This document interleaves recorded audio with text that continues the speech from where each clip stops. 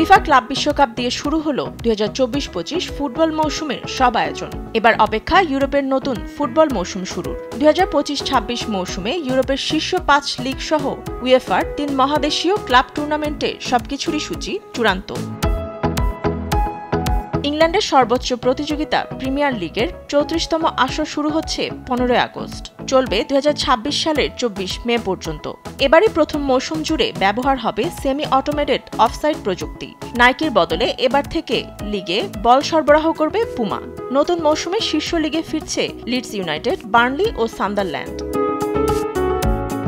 Premier লিগের মতো স্পেনের ফুটবল শ্রেষ্ঠত্বের লড়াই। লা লিগা শুরু হবে 15 আগস্ট, চলবে 24 মে পর্যন্ত।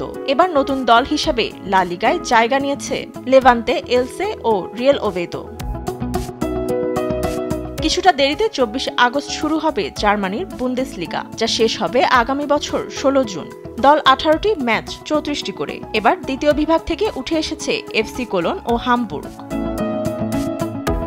ফ্রান্সের শীর্ষ লিগ লিগ 1 শুরু হবে 15 আগস্ট, চলবে 16 মে পর্যন্ত। পিএসজির সঙ্গে মাঠে লড়বে আরও 17 দল। নতুন মৌসুমে এসেছে লোরিয়েন্তো, প্যারিস এফসি ও মেটস।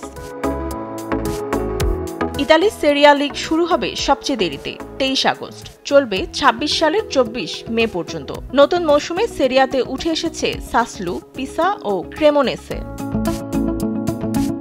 শুধু ঘরোয়া লিগ নয়, ক্লাবগুলোর সবচেয়ে বড় চ্যালেঞ্জ ইউরোপীয় আসরে। চ্যাম্পিয়ন্স লিগের বাছাই পর্ব শুরু হয়েছে 8 জুলাই, মূল পর্ব শুরু 16 সেপ্টেম্বর, ফাইনাল 30 মে বুদাপেস্টে। ইউরোপা লিগ শুরু হবে 24 সেপ্টেম্বর, শেষ 20 মে। আর সবশেষ কনফারেন্স লিগ শুরু 2 অক্টোবর, ফাইনাল 27 মে 2026।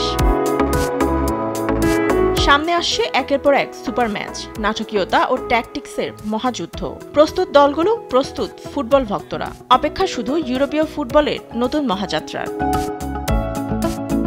স্পোর্টস ডেস্ক, দেশ টিভি।